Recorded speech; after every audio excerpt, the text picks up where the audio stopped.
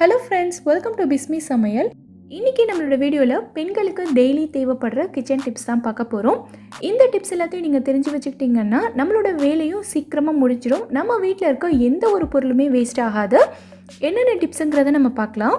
நம்ம வீட்டில் இந்த மாதிரி பூண்டு வாங்கி வச்சுருப்போம்.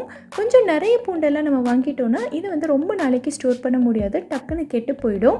டக்குன்னு கெட்டு போகுதுன்றதை விட பூண்டு வந்து ஒரு மாதிரி பழுத்து போயிடும். அப்படி இல்லைன்னா ஃபுல்லாக காற்று போயிட்டு வெறும் தோல் மட்டும்தான் இருக்கும், உள்ளக்க வந்து பூண்டு பல் இருக்காது.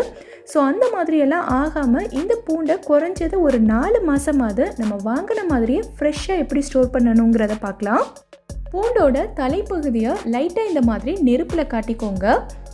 ஸ்டவ் வந்து நல்லா கம்மி பண்ணி வச்சுக்கோங்க. பூண்டோட தலைப்பகுதியில் மட்டும்தான் நெருப்பு படணும், பூண்டு பல்லில் பற்றக்கூடாது. இந்த மாதிரி நம்ம செய்யும்போது பூண்டில் ஏதாவது ஈரப்பதம் இருந்துச்சுன்னா அது வந்து டக்குன்னு போயிடும். அது மட்டும் இல்லாமல் இந்த பகுதி வந்து நெருப்பில் காட்டி நல்லா சீல் ஆகிடும். இதுக்கு மேலே இதுக்குள்ளே வந்து காற்று எதுவும் போகாது. ஸோ நம்ம பூண்டு வந்து ரொம்ப நாளைக்கு இருக்கும். பூண்டை ஸ்டோர் பண்ணி வைக்கிற டப்பாலையும் அடியில் இந்த மாதிரி உப்பு தூவி விட்டுக்கோங்க. உப்பு வந்து நமக்கு ப்ரிசர்வேட்டிவ் மாதிரி இருக்கும். பூண்டை இந்த மாதிரி நல்லா கவுத்தி வச்சு ஸ்டோர் பண்ணிக்கோங்க. இந்த மாதிரி நம்ம பூண்டை ஸ்டோர் பண்ணி வைக்கும்போது இது வந்து ரொம்ப நாளைக்கு அப்படியே ஃப்ரெஷ்ஷாகவே இருக்கும். எந்த ஒரு பிரச்சனையுமே இதில் வராது.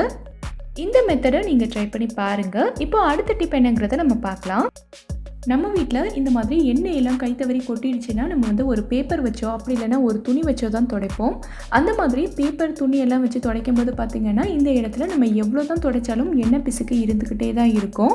ஒரு சின்ன இடத்துல தான் எண்ணெய் கொட்டியிருக்கு, பட் துடைக்கும் போது பார்த்திங்கன்னா எல்லா இடத்துலையுமே இழுவிடும். ஸோ அந்த மாதிரி ஆகாமல் டக்குன்னு எந்த கஷ்டமுமே இல்லாமல் இந்த எண்ணெயை எப்படி க்ளீன் பண்ணுறதை நம்ம பார்க்கலாம். எண்ணெய் கொட்டின உடனேவே அந்த இடத்துல கொஞ்சமாக நம்ம வந்து மாவு தூவி விட்டுக்கலாம். நான் வந்து கோதுமை மாவு தூவியிருக்கேன். கோதுமை மாவு, மைதா மாவு இல்லை அரிசி மாவு எது வேணாலும் நம்ம தூவிக்கலாம். நம்ம தூவி விட்டுருக்க இந்த மாவு வந்து எண்ணெய் எல்லாத்தையும் ஃபுல்லாக அப்சர்வ் பண்ணிடும். ஒரு 2 நிமிஷம் விட்டிங்கனாலே போதும், மாவு வந்து எண்ணெய் எல்லாத்தையும் நல்லா அப்சர்வ் பண்ணிக்கும்.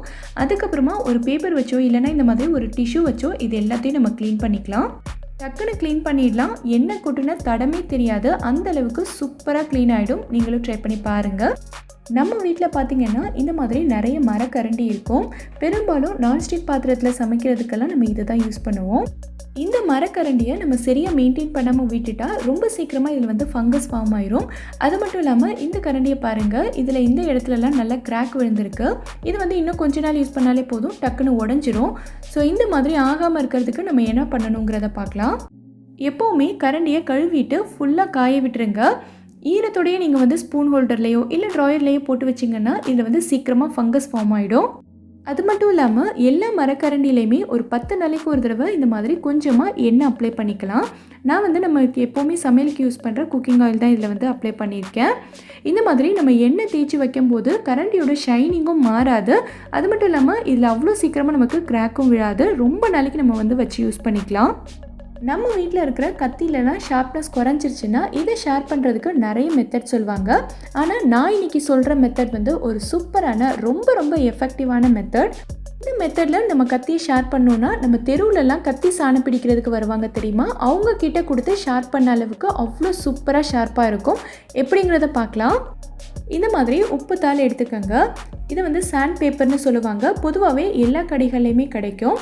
இதை ஃபுல்லாகவே நம்ம வந்து யூஸ் பண்ண போகிறதில்ல, ஒரு சின்ன பீஸ் கட் பண்ணி தான் நம்ம யூஸ் பண்ண போகிறோம். இந்த உப்புத்தாள் வச்சு கத்தியை நல்லா அழுத்தி வேகமாக தேய்ச்சி விடுங்க.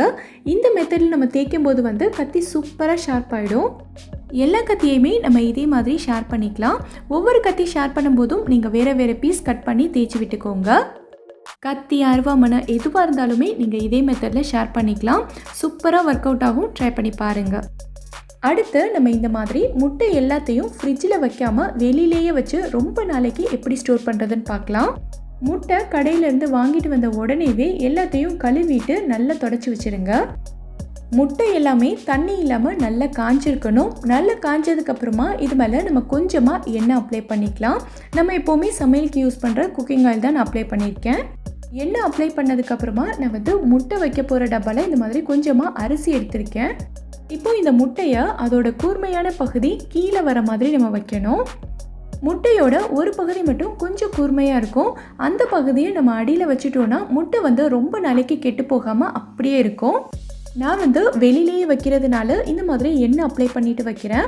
நீங்கள் வந்து ஃப்ரிட்ஜில் வைக்க போகிறீங்க அப்படின்னா எண்ணெய் அப்ளை பண்ண வேண்டியதில்லை. முட்டையை நல்லா கழுவி தொடச்சிட்டு அதோட கூர்மையான பகுதி கீழே வர மாதிரி நீங்கள் ஃப்ரிட்ஜில் ப்ளேஸ் பண்ணிட்டீங்கன்னா முட்டை ரொம்ப நாளைக்கு கெட்டு போகாமல் இருக்கும். இந்த மாதிரி கண்ணுக்கு போடுற கண்ணாடியிலலாம் பார்த்திங்கன்னா நிறைய தூசி ஃபிங்கர் பிரிண்ட்ஸ் எல்லாம் இருக்கும். நம்ம ஸ்டார்டிங்கில் இந்த கண்ணாடி கூட வந்து இந்த மாதிரி ஒரு சாஃப்டான கிளாத் தருவாங்க. இதை வச்சு மெயின்டைன் பண்ணிகிட்ருப்போம். பட் நாளடைவில் போக போக பார்த்திங்கன்னா இந்த கண்ணாடி வந்து ரொம்ப பழசு மாதிரி நிறைய ஸ்க்ராச்சஸ் விழுந்து நிறைய அழுக்காயிடும். ஸோ இந்த மாதிரி இருக்கிற கண்ணாடியை நம்ம புதுசு மாதிரியே நல்ல பளிச்சுன்னு எந்த ஸ்க்ராச்சஸுமே இல்லாமல் எப்படி சூப்பராக மெயின்டைன் பண்ணணுங்கிறத பார்க்கலாம். இதுக்கு நம்ம யூஸ் பண்ண போகிறது பார்த்திங்கன்னா வினிகர் தான். வினிகரை இந்த துணியில் கொஞ்சமாக தொட்டுட்டு கண்ணாடி ஃபுல்லாகவே நல்லா தொடச்சி விட்டுறலாம். இந்த மாதிரி நம்ம துடைக்கும் போது கண்ணாடியிலேருந்து தூசி, அழுக்கு, ஃபிங்கர் பிரிண்ட்ஸ் எல்லாமே டக்குன்னு போயிடும். கண்ணாடியும் நமக்கு நல்ல பளிச்சுன்னு புதுசு மாதிரி வந்துடும். நீங்களும் ட்ரை பண்ணி பாருங்கள். கண்ணுக்கு போடுற கண்ணாடி மட்டும் இல்லை, நீங்கள் முகம் பார்க்குற கண்ணாடிக்கும் இதே மெத்தட் ஃபாலோ பண்ணிக்கலாம். கண்ணாடி வந்து நல்ல பளிச்சுன்னு வந்துடும். மிக்ஸி ஜாரில் நம்ம எப்போயாவது சிக்கன், மட்டன் எல்லாம் போட்டு அரைச்சிருப்போம். ஏதாவது கீமா மசாலா பண்ணுறதுக்கு, கட்லெட் பண்ணுறதுக்கெல்லாம் நம்ம வந்து இதில் அரைச்சி தான் யூஸ் பண்ணுவோம். ஸோ அந்த மாதிரி அரைக்கும் போது பார்த்திங்கன்னா நம்ம எத்தனை தடவை இந்த மிக்ஸி ஜாரை கழுவினாலுமே சரி இதில் ஒரு மாதிரி கவுச்சி வாடை வந்துக்கிட்டே தான் இருக்கும். அடுத்தடுத்து நம்ம வேறு ஏதாவது பொருட்கள் போட்டு அரைச்சாலுமே ஒரு மாதிரி ஸ்மெல் வந்து இதில் வந்துக்கிட்டே தான் இருக்கும். ஸோ அந்த மாதிரி கவுச்சி வாடை வராமல் இருக்கிறதுக்கு நம்ம என்ன பண்ணணுங்கிறத பார்க்கலாம். இந்த ஜாரில் பாதி அளவுக்கு தண்ணி சேர்த்துக்கங்க. கூடவே கொஞ்சமாக சோடா உப்பு சேர்த்துட்டு இதை வந்து ஒரு 30 செகண்ட்ஸ்க்கு நல்லா அரைச்சி எடுத்துக்கங்க. இந்த மாதிரி செய்யும்போது பார்த்திங்கன்னா நமக்கு அடியில் கீழே பிளேடில் ஏதாவது ஒட்டிகிட்டு இருந்தாலும் அதுவும் ஃபுல்லாக வந்துடும். நம்ம மிக்ஸி ஜாரும் ஃபுல்லாக க்ளீன் ஆகிடும்.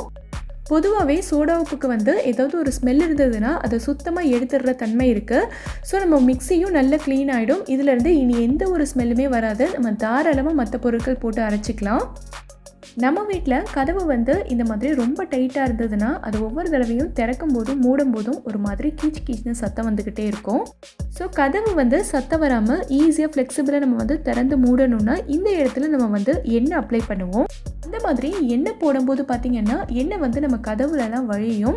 அதே மாதிரி எக்ஸஸாக இருக்கிற எண்ணெய் எல்லாம் கீழே வடிகிறதுனால ஒரு மாதிரி எண்ணெய் பிசுக்காயிரும். ஸோ இந்த மாதிரி எந்த பிரச்சனையுமே இல்லாமல் இந்த கதவை நல்லா ஃப்ளெக்சிபிள் ஆக்கிறதுக்கு நம்ம என்ன பண்ணலாங்கிறத பார்க்கலாம். இந்த மாதிரி பழைய சோப் ஏதாவது உங்கள் வீட்டில் இருந்துச்சுன்னா எடுத்துக்கோங்க. பழைய சோப்பெல்லாம் நம்ம யூஸ் பண்ணிவிட்டு தூக்கி போடாமல் இந்த மாதிரி விஷயங்களுக்கு நம்ம யூஸ் பண்ணிக்கலாம்.